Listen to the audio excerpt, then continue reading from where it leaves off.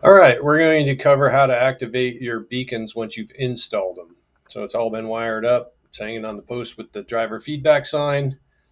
And there's going to be three different options. And first, we're going to talk about the school zones because that's why people normally add beacons. It's the most common thing. Like the speed limit of the road may be higher during non school hours. And then during school hours, it gets reduced and you want the beacons to flash.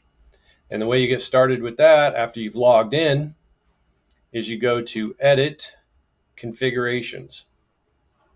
This window pops open. Make sure configuration 1 is selected here. Display mode is on. And in this case, the speed limit of the road out in front of the school is 45 miles an hour when there is no school in session, or should say while the kids aren't coming and going from school. And that the beacon is off triggered down here. You can see there's off triggered, control, and on alternating.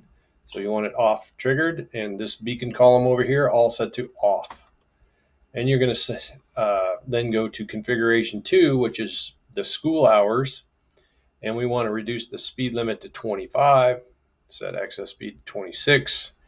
And here we want the beacon to be on alternating. So select on alternating. And again, all these are off over here. We'll talk about those later. Let's just send that configuration up to the sign. And then after these configurations are sent up to the sign, we're going to then schedule those configurations. All right, after the configurations have been loaded, we're going to go to Edit Schedule. All right, we have our scheduling window open, and we want to first assign the sign what it normally does. In this situation, we want configuration 1 loaded every night at midnight. So select the hour of 00, minute 00. And normally this would be blank, but I had just been looking at it. But what happens is you hit this little radial buttons here. This window pops open and you select the configuration you want. In this case, I want 1. Okay. And I'm going to add that. So you can see it down here in the window now. At midnight, we load configuration 1 and then assign that to the daily button. So the daily button matches day plan 1 color. And that's all the sign will do right now. No beacons will be flashed because remember configuration 1 was off for the beacons. But for day plan 2 here, we're going to assign that configuration 2. We want the beacons to be flashing a couple times a day. 0700 in the morning, we will start configuration 2. We're going to add that. But we only want it to flash for an hour, so we change this to 0800. Load configuration 1. Okay. Add that. So between 7 and 8, it should flash the beacons. And let's have it do it again in the afternoon from 1500. So load configuration 2. And add that. And now we'll have it flash for an hour, 1600, which is 4 p.m. Go back to configuration 1 and add that. So between 7 and 8 will flash, and between 15 and 1600, which is 3 to 4 p.m., the beacons will flash. And we need to assign this day plan 2 to the Monday, Tuesday, Wednesday, Thursday, and Friday buttons. So every Monday through Friday at these times, the beacons will come on with configuration 2, which is also the reduced speed limit. And then all schools have holidays. So that's what we do. We'll do that under day plan 3. And what we want to do is change this to midnight to load a configuration 1. Let's say the 26th of May is a holiday. I'm going to add that at 000. I click on the 26th and then add that to the day plan. You can see day plan 3 is now blue on the 26th of May. But let's say the last day of school is June 9th, so starting June 12th all the way through September 1st is the summer break. So click on that, hold the Shift key down, and then go down to September 1 and click on that. And all these are highlighted, and I'm going to add those to the day plan. So all summer long, we will never activate the beacons because the individual dates on the calendar here take a higher priority than these weekly buttons up here. And these weekly buttons here take a higher priority than this daily button. So that's how that works. All right, so we now have our schedule built the way we want, and we're going to send that schedule up to the sign. Yes, we do want to send it up there.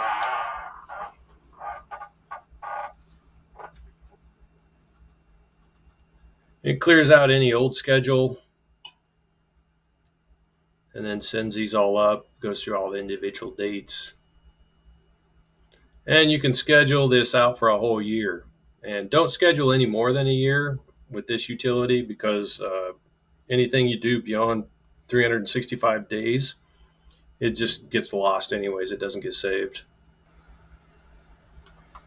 And it ends with, do you want to enable the schedule? Yes, you do.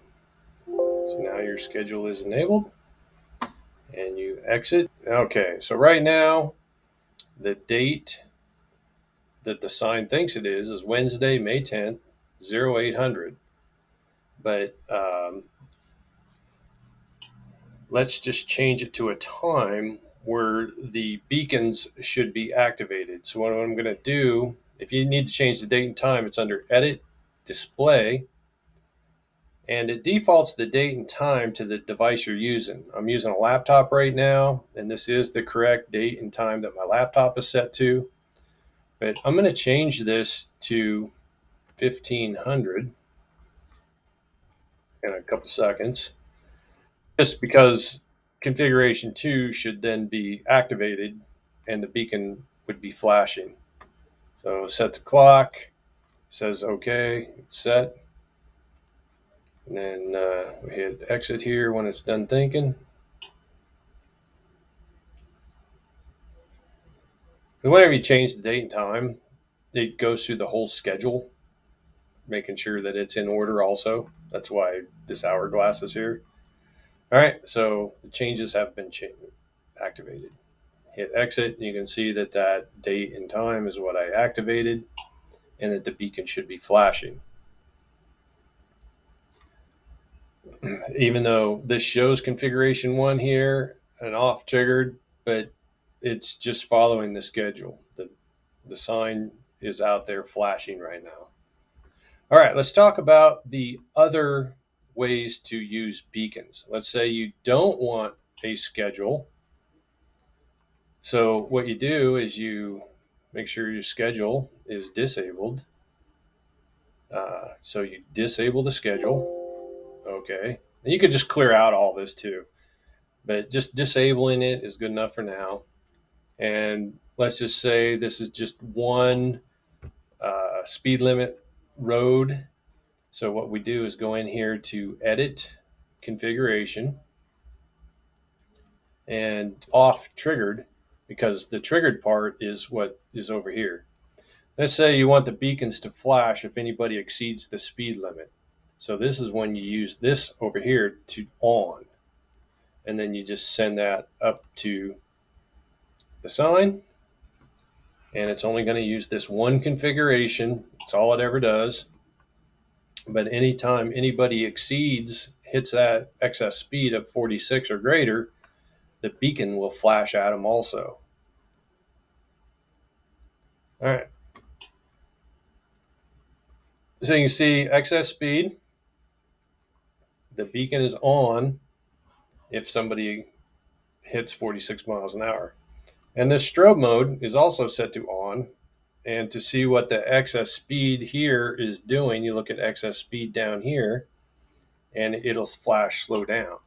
So it's going to display the speed to the person and then flash slow down at them. So it'll go speed, slow down, and on like that. All right, so that is another way to use the strobe. So you can do it over here. Now let's just say it's a real busy place and you just want to draw attention to the sign to do whatever the speed limit is. And so you just want that beacon to flash all the time. So again, we're just going to use one configuration. So we edit configuration, one is on. And instead of off triggered down here, we're going to set this to on alternating and send that up. And that's all you got to do. This doesn't even matter over here anymore because this takes a higher priority and it'll just be on alternating all the time. And what on alternating means is if you had two beacons, they would alternate back and forth. But then again, it depends on how you wired it up. You can have them flash unison, even though it says alternating.